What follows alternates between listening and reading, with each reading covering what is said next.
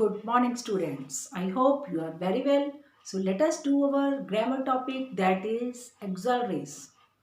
First of all, we are going to do the types of auxiliaries. There are two main types of auxiliaries. The first one is primary auxiliaries.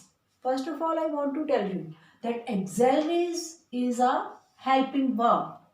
Helping verb which we use to complete our sense in the sentence. When we want to describe the action of the verb, we use helping verb. So let us see. There are two types of auxiliaries. The first one is primary auxiliaries. Primary auxiliaries include is, am, are, was, were, do, does, has, have, etc. And modal auxiliaries. Modal auxiliaries. What are modal auxiliaries? Modal auxiliaries are those which are used in sentence to express mood of the main verb. Main verb कौन से mood में है, वो उसका जो बताने का उद्देश्य है वो क्या है बात का, वो ये बताती हैं हमें modal auxiliaries. There are certain words which are used as modals in English.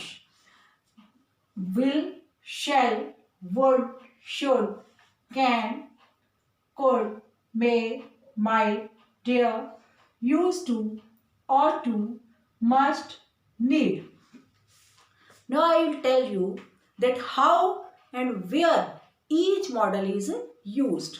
First of all, will and shall. Will and shall is always used when we want to describe anything in near future time. जब हम future time में, जैसे कि ये काम होगा, I shall go there, we will go there, we will do that work in the evening. मतलब कुछ भी हमें फ्यूचर में बताना है तो उसमें हम will shall यूज करते हैं. और यही चीज अगर आपको will shall का पास्ट में यूज करना है, means what happens many times when we change into narration, we use the past of the tense future.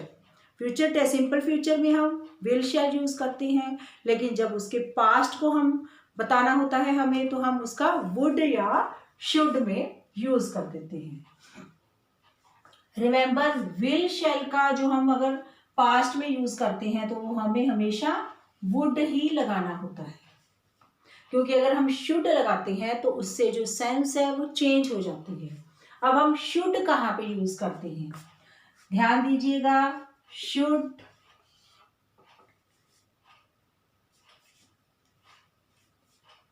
ought to and must.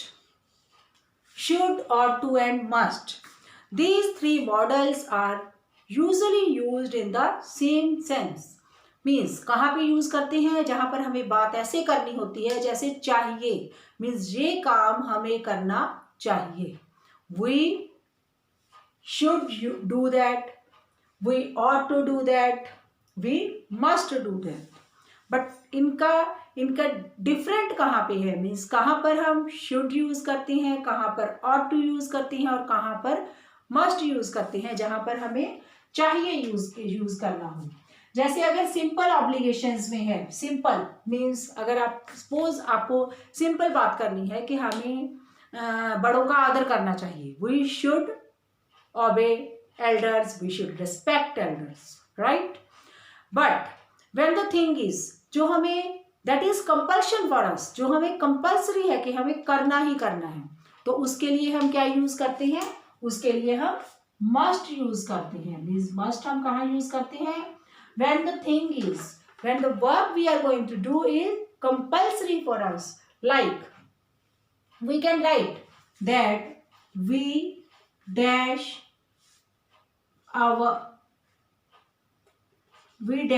serve our country.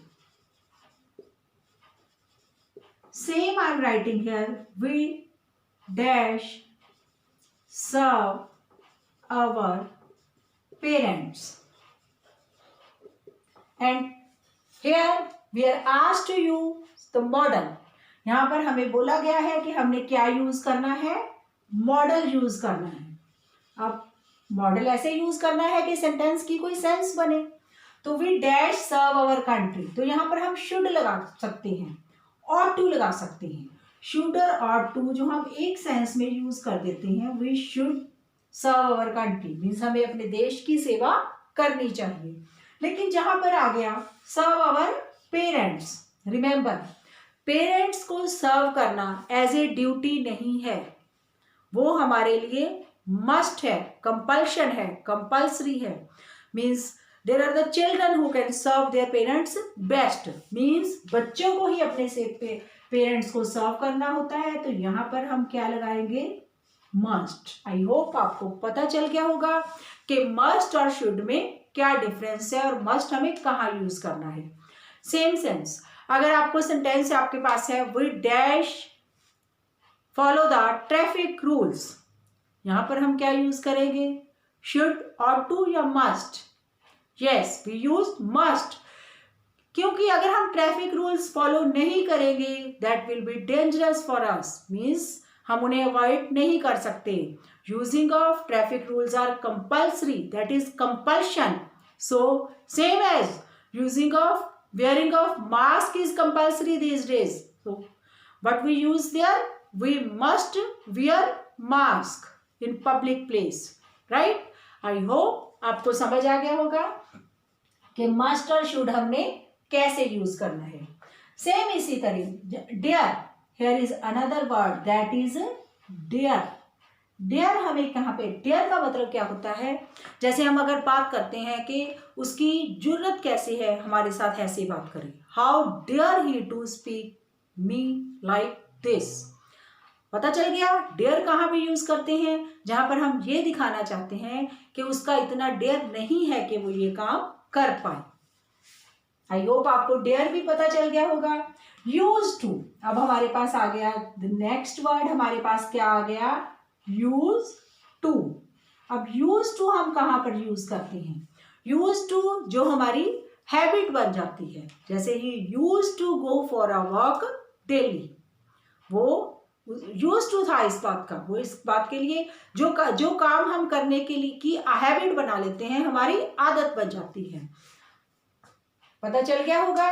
Same इसी तरह अब हमारे पास रह गए हैं हमारे words could, can, may, might and need. So सबसे पहले मैं आपको बताऊंगी नीड। नीड हमें कहाँ यूज करना है, नीड हमें कहाँ यूज करना है, जहां पर किसी चीज की जरूरत की बात होती है। Means he need to go there, I did not to do that, उसको ये करने की जरूरत नहीं है या उसको ये करने की जरूरत है। जहां पर नहीं है तो हम नीड नॉट लगा देते हैं, जहां पर नीड है तो हम नीड लगा देते हैं। Need is also used as a modal, right. So अब हमारे जो बाकी बचे that are can, could, may and might. Can और may, both of these models are also used in same sense। सकता, जहां पर हमें कोई काम जैसे एबिलिटी के लिए शो करना हो कि वह ये काम कर सकता है, ठीक है, तो वहां पर हम क्या यूज करते हैं, कैन। जैसे I dash speak English, so here what we use, I can speak English. Can और could, can is a present and could is a past. Can को अगर कैन के पास्ट की बात करनी हो तब हम कुड लगा देते हैं। जैसे यहां पर मैं एक सेंटेंस ले रही हूं, ही डैश सेव द चाइल्ड। यहाँ पर हम इमेजिन कर सकते हैं कि हम जो बात बोल रहे हैं वो ये बोल रहे हैं कि वह बच्चे को बचा सकता था, मतलब जहां पर सकता के साथ था मीन्स पास्ट की बात हो रही है, वहां पर हम कुड यूज कर देते हैं। तो यहाँ पर हमने क्या यूज कर दिया, could, he could save the child. Same इसी तरह मे हम कहाँ पे यूज करते हैं, may when we want to get permission, may I go sir. Can is also used there, can I go sir। There are certain obligations which differentiate these two models in using। I think आप clear कर रहे होंगे, समझ रहे होंगे। मे और can को same sense में यूज किया जा सकता है. कुछ only there are only few places when we use both of them by interchanging them, right? But kuch there are certain sentences in which only may is used, like dash you live long, may you live long. जहाँ पर हम God से कुछ pray करते हैं वहां पर हम मे का यूज करते हैं, मे मॉडल लगा देते हैं. मे के पास्ट में क्या आता है? माइट. सेम इसी तरह हमने अगर मे के मीन्स उसके पास्ट की बात करनी हो तो वहां पर हम माइट लगा देते हैं. जैसे God might grant you peace. जैसे हम नरेशन में करते हैं वहां पर हमने जब डायरेक्ट स्पीच को इनडायरेक्ट स्पीच में करना होता है तो हम कैन को चेंज करके उसके पास्ट कुड में ले जाते हैं, मे को चेंज करके उसके पास्ट माइट में ले जाते हैं. आई होप आपको ये सारे मॉडल्स क्लियर हो गए होंगे. अब हम इसकी एक्सरसाइज करेंगे.